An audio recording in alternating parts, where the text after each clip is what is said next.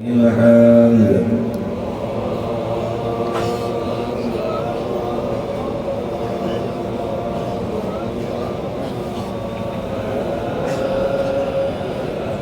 لا إله إلا الله والله أكبر الله أكبر الله أكبر الله أكبر الله أكبر لا إله إلا الله والله أكبر الله أكبر ولله الحمد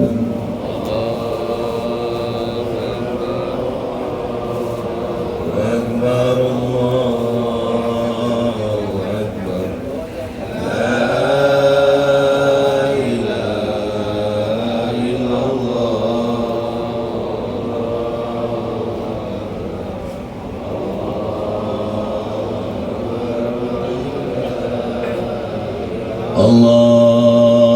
أكبر الله أكبر الله أكبر لا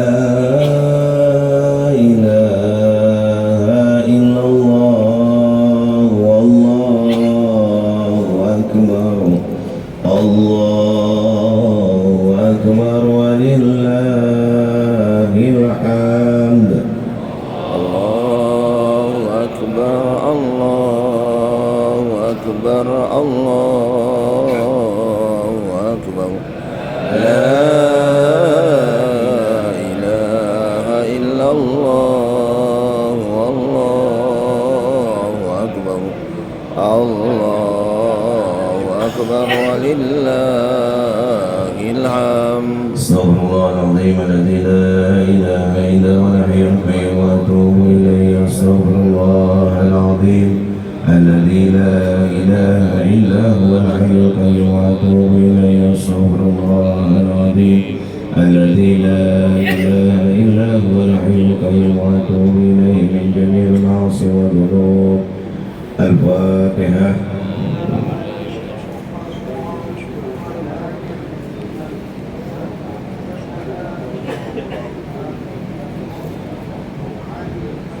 استغفر الله العظيم استغفر الله العظيم استغفر الله العظيم ولك الحمد يا معبود. بسم الله الرحمن الرحيم. الحمد لله رب العالمين حمدا شاكرين حمدا ناعمين حمدا يوافي ويكافئ مزيدا. يا ربنا ولك الحمد كما ينبغي لجلال وجهك الكريم ولعظيم سلطانك.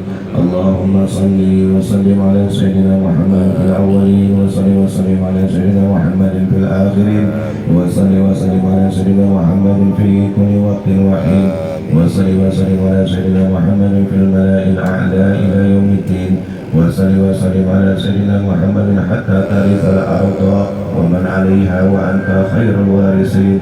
اللهم اغفر لنا ذنوبنا ولوالدينا وارحمهما كما ربيانا صغارا ولجميع المسلمين والمسلمات والمؤمنين والمؤمنات الأحياء منهم والأموات. اللهم إنا نسألك علما نافعا وارزقنا رزقا حلالا طيبا كثيرا مباركا يا حنان يا منان لا إله إلا أنت سبحانك إنا كنا من الظالمين. ربنا ظلمنا أنفسنا وإن لم تغفر لنا وترحمنا لنكونن من الخاسرين. ربنا لا تزغ قلوبنا بعد إذ هديتنا وهب لنا من لدنك رحمة إنك أنت الوهاب.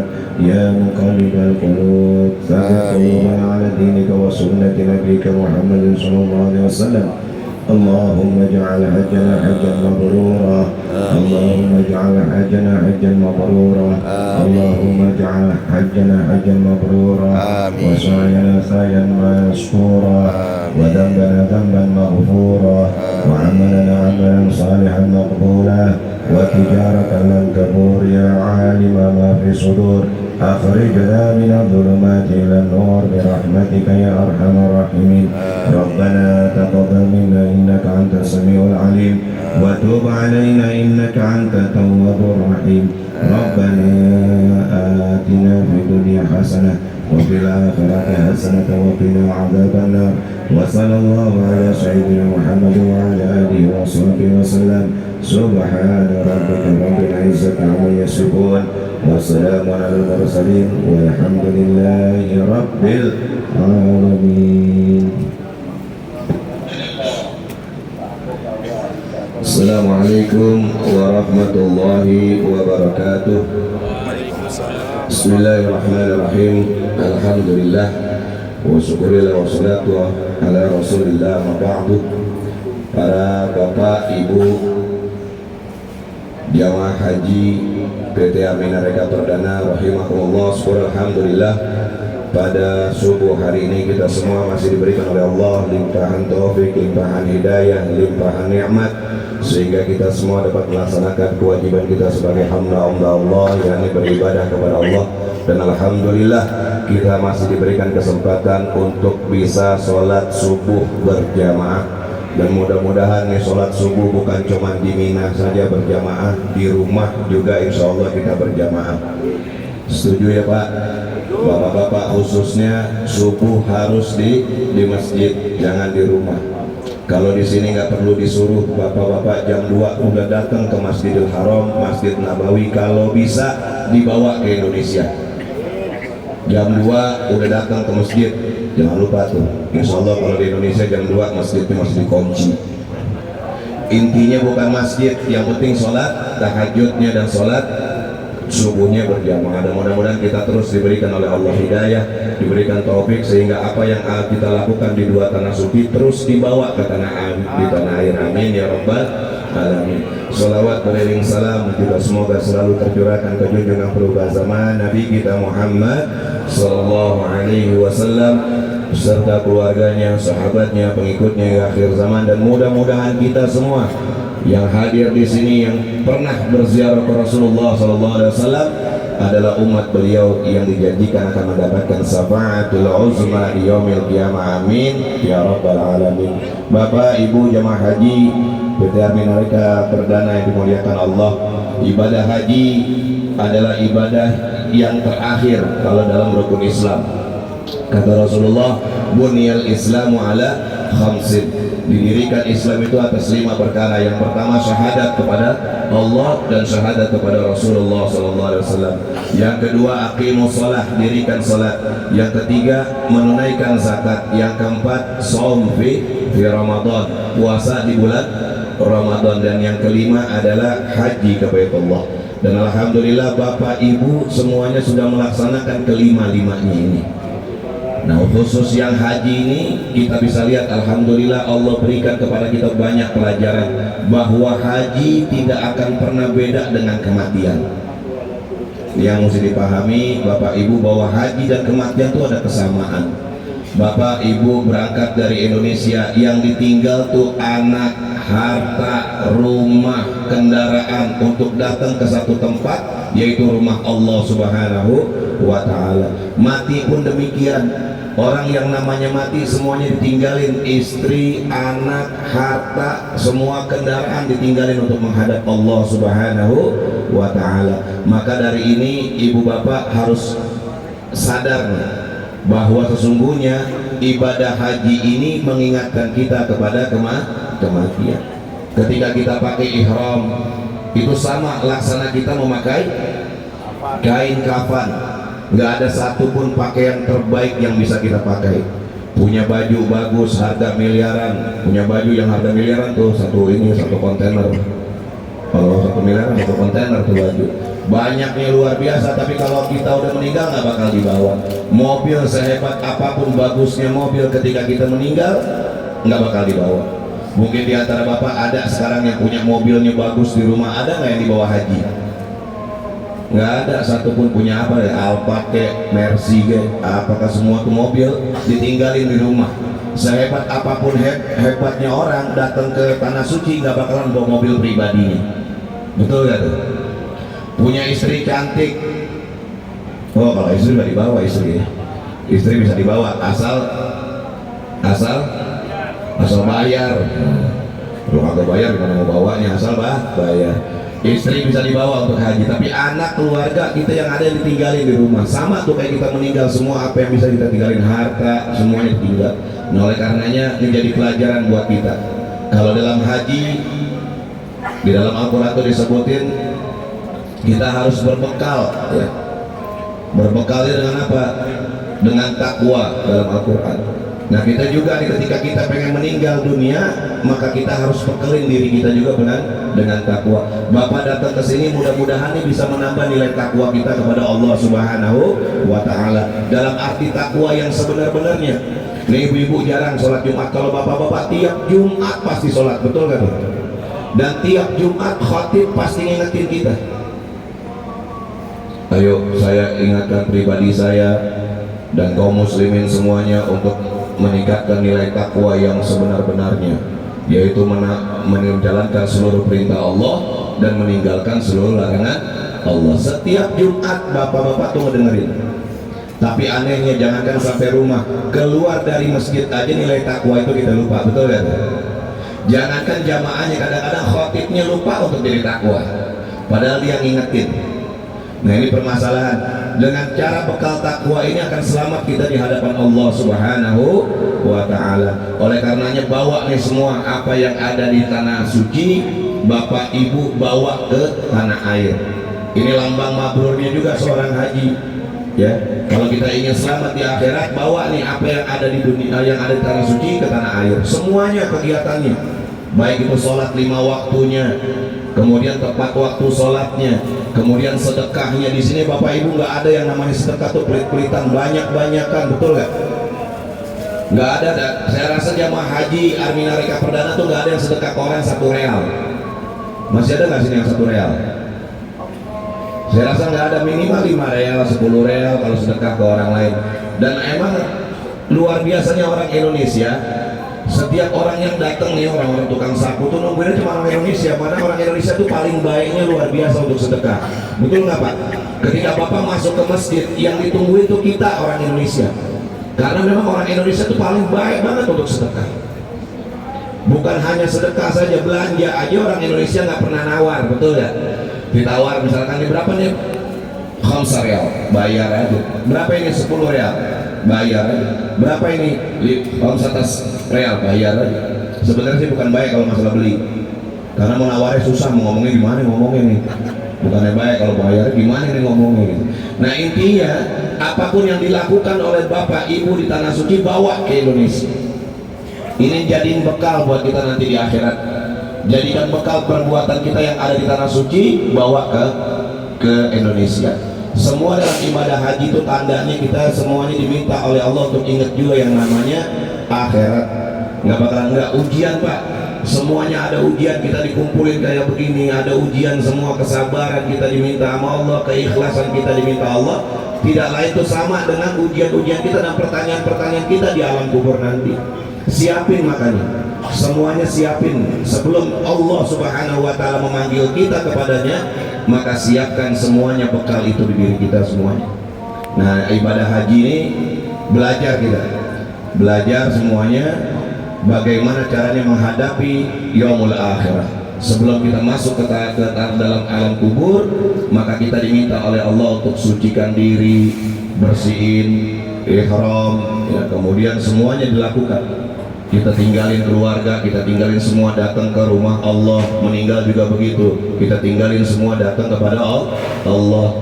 Seenggak-enggaknya kita diajarin sama Allah bahwa kita akan datang pada waktunya yang namanya kematian dan harus menghadap Allah Subhanahu wa Ta'ala. Kalau di depan kita yang bisa saya lihat nih, semuanya di antara kita nggak akan pernah lolos dari kematian. Tidak ada yang bisa kabur dari satu makhluk Allah yang namanya Israel, nggak akan pernah bisa lari. Sejauh apapun bapak ibu lari, Israel pasti ngikutin yang namanya kematian. Pernah ada satu kisah di zaman Nabi Sulaiman alaihissalam, yang namanya kematian tuh nggak bisa dimajukan, nggak bisa dimundurkan, makanya harus benar-benar siap. Bekalnya harus benar-benar siap. Yang namanya mati nggak bisa milih abjad, ya. Kalau milih abjad, saya mati duluan, Amir mati duluan. Yang B siapa? B di sini B. Pak Bambang mati duluan. Yang C siapa? C. nggak ada yang C, yang B. Kalau menurut abjad kita mati repot. Ya semua nama orangnya nama Zainuddin, Zainuri, karena takut mati semua. Tapi yang namanya mati nggak lihat tuh ujian yang apa namanya dengan abjad seperti itu, nggak tergantung kata Allah. Allah pegang. Yang namanya kematian tuh Allah yang pegang. Kapan Allah mau, Israel cabut. Makanya nggak bisa. Kadang-kadang kita duduk gini dengerin ceramah, bisa jadi masuk berita gitu. Semua orang lagi dengerin ceramah di Arafah, seluruh jamaahnya meninggal dunia kecuali yang ceramah. Wah, bisa jadi kan. Dan namanya berita kan nggak bisa, namanya umur tuh nggak ada yang bisa tahu, Allah yang pegang. Oleh karenanya siapin Pak, Ibu siapin persiapan apa yang harus kita siapin sama yang namanya kematian. Salah satunya takwa. Takwa itu penting dalam kehidupan kita. Ketika kita takwa kepada Allah, maka selamat kita di dunia maupun di akhirat. Pulang dari sini, Bapak Ibu yuk rubah cara kita ibadah, rubah semuanya, rubah cara kita interaksi sama orang, berubah. Nih Pak, dikumpulin kayak begini biar Bapak saling bantu, saling tebarkan kasih sayang. Yang tadinya makan sendirian sekarang makan bisa berdua, bawain orang makan, bawa pisang lebihan ngasih orang.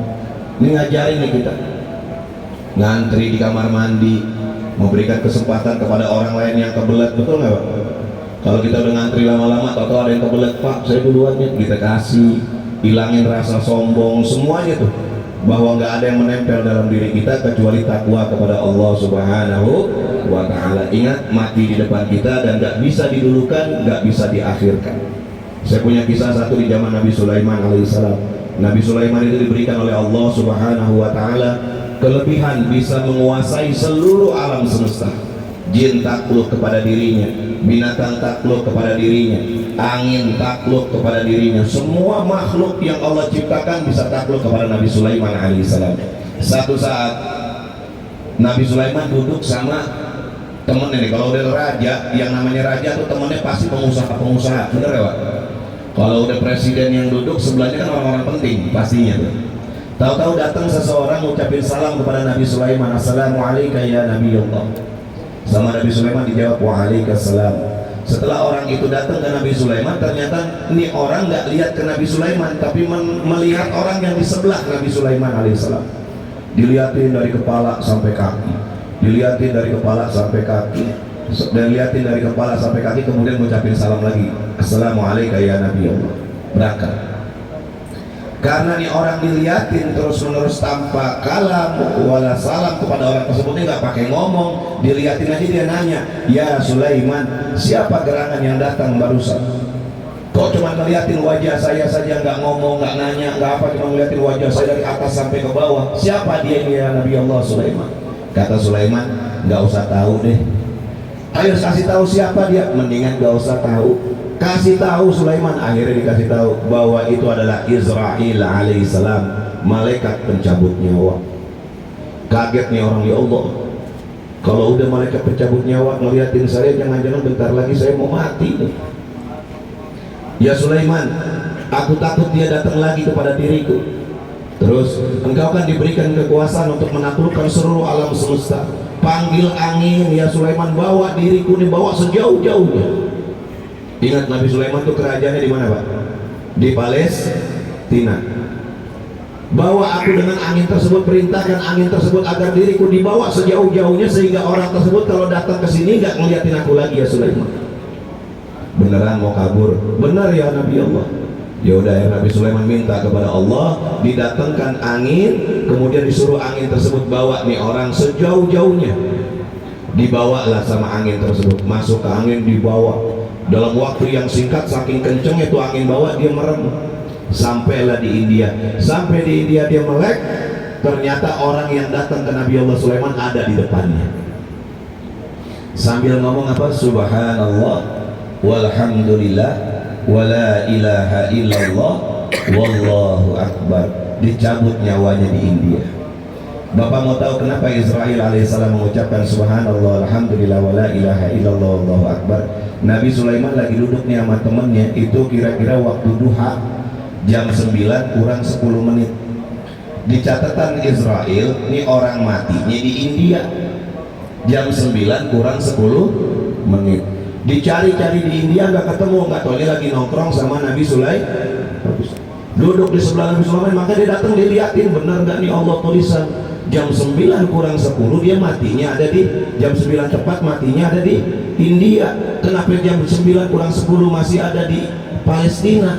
Tapi yang namanya tulisan Allah nggak mungkin beda. Makanya dia tinggalin lagi, dia tungguin di India. Nggak taunya nih orang yang datang ke India untuk minta dicabut nyawanya oleh Allah Subhanahu wa Ta'ala. Ini urusan mati nih. Maka jangan pernah kabur, mau kemanapun mati bakal datang. Maka siapin, mati itu pasti buat kita. Jadi bupati mah belum tentu, jadi gubernur belum tentu, jadi wakil gubernur belum tentu, jadi menteri belum tentu, jadi presiden belum tentu, camat yang pasti mah calon mati. Maka hati-hati, ayo siapin diri kita. Man arafa bu'da safari fasta'adda. Orang Arab bilang kalau kita tahu jauhnya perjalanan, maka kita harus nyiapin nih, apa bekal yang bakal kita sampaikan buat perjalanan tersebut. Kalau kita leha-leha, santai-santai Pak, hidup di dunia ini cuma 60 sampai 70 tahun. Kata Rasulullah, umat itu umurnya baina sittin wa sab'in, antara 60 dan 70 tahun. Habis itu selesai. Bahkan di alam barzah hidup kita lebih lama dibanding alam dunia. Ingat Rasulullah umurnya hanya 63 tahun. Hidupnya penuh dengan makna, hidupnya penuh dengan contoh. Tapi ketika beliau meninggal sampai saat ini udah 1400 tahun beliau menunggu kiamat untuk dibangkitkan. Jadi alam barzah itu lebih lama dibanding alam dunia. Kalau sibuk kita ngurusin dunia, lupa dengan alam barzah, alam kubur dan akhirat, rugi serugi-ruginya. Pulang dari haji ini, yuk rapihin semuanya, kita rapikan diri kita, tingkatkan nilai takwa kita kepada Allah, timbulkan rasa kasih sayang kita kepada sesama, khususnya kepada istri, kepada suami, kepada anak-anak. Ya Pak, bapak-bapak kalau udah pulang harus sama bini itu lebih akur, jangan berantem-berantem aja, bener ya? Janji nih Pak, nggak boleh marahin istri. Istri itu nggak boleh dimarahin. Istri itu tempatnya disayang. Ayo pulang haji, sayang panggilannya robah.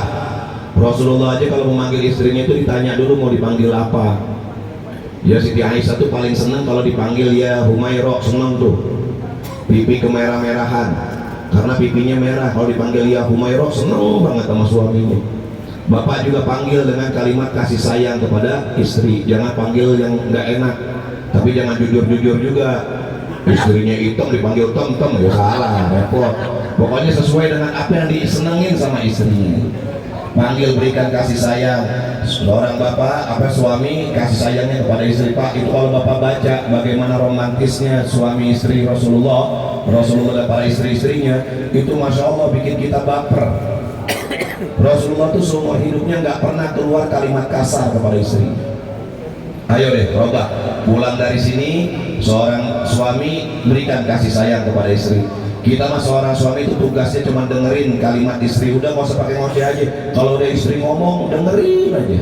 Udah seneng tuh seorang istri kalau kita ngedengerin seorang istri. Jangan ditinggalin, berikan kasih sayangnya. Prinsipnya kalau istri lagi nggak punya apa-apa, pokoknya kasih aja. Istri mah gampang, kalau lagi pusing, lagi ada sakit sedikit gampang, nggak usah dibawa ke dokter Ahmadu, nggak usah. Seorang istri yang sakit kalau mau cepat sembuh gampang, bawa ke toko emas, dibawa ke mall, insya Allah sehat. Insya Allah sehat. Makanya lebih banyakin kasih sayang lah kepada istri ya. Dan istrinya juga gimana? Seorang istri itu pulang dari haji, yuk timbulin ketaatan seorang istri kepada suami. Bu, ibu tuh dalam Islam cuma satu doang, asal taat kepada suami selesai, masuk ke dalam surganya Allah. Karena ridho Allah ada di dalam ridho suami. Jadi ibu-ibu nggak usah repot, pulang dari sini, yuk taat sama suami. Suami nyuruh apa aja ikutin, kecuali yang maksiat. Ya. Dan bapak jangan nganggap bahwa istri itu kayak pembantu, robah. Sebagian udah yang pernah dengar saya ngomong. Rubah Pak, jangan jadi pembantu. Istri itu udah capek banget, udah ngelahirin anak kita, ngurusin segala macam. Ingat, ada tugas suami, ada tugas istri. Ingat tuh, Tugas suami itu semuanya tuh, kerjaan tuh tugas suami. Jangan dianggap nyuci baju itu tugas istri, salah. Nyuci baju itu tugasnya suami. Pulang dari haji, ibu-ibu nggak usah nyuci baju, jangan nyuci baju bapak-bapak. Tugas suami itu dalam Islam. Masak tugas siapa? Masak itu tugas suami, bukan tugas istri. Maka pulang dari sini ibu nggak usah masak. Tuh dalam Islam suami yang masak, enak. Yang ketiga, tugas ngurusin rumah itu bukan istri, itu ngepel, tugas suami. Ayo Pak, pulang dari sini ngepel rumah. Enak deh pokoknya ibu-ibu pulang dari haji mah. Sampai nyusuin anak Pak, dalam Islam itu tugas suami, bukan tugas istri. Kalau seorang istri minta dibayar setelah menyusui anaknya, maka suami wajib membayar. Semua tugas yang dilakukan istri itu tugas suami. Tugas istri itu cuma satu dalam Islam, taat kepada suami. Kalau suami nyuruh nyuci baju, dia nyuci baju. Kalau suami nyuruh masak, dia masak. Kalau suami nyuruh ngepel, dia ngepel lah. Tepuk tangan tadi di menurut gimana ini? Ya, pokoknya suami istri rapi lah pulang dari sini mudah-mudahan. Dan insya Allah kalau melihat wajah mah dari Kiai Agus, dari Kiai Bosisan, dari Kiai Uday, Ustadz Dep, sama semua jamaah nih kelihatan wajahnya wajah surga semua insya Allah. Asal satu syaratnya jadi haji mabrur. Ntar urusan haji mabrur Ustadz Fauzi yang ngomong. Kurang lebihnya saya mohon maaf. Yuk pulang kita robah ya. Pulang kita robah, tambahin nilai takwa. Jangan lupa sholat berjamaah bapak-bapaknya. Ingat tuh, di sini kita sholat jamaah, pulang harus sholat jamaah. Timbulkan rasa kasih sayang baik di keluarga maupun di masyarakat. Semuanya harus berubah. Ingat kematian bakal datang. Kita bisa kumpul saat ini di Mina, kita bisa kumpul saat ini di Arafah, kita bisa beribadah haji. Kita pulang ke tanah air, kita akan dengar satu persatu di antara kita akan dipanggil oleh Allah Subhanahu wa Ta'ala. Kalau Kiai Agus saya doain, Kiai ini semuanya saya doain mudah-mudahan. Kalau Kiai Agus, Ustadz Dep, karena ini ulama, saya doain mudah-mudahan biasa-biasa saja. Assalamualaikum warahmatullahi wabarakatuh.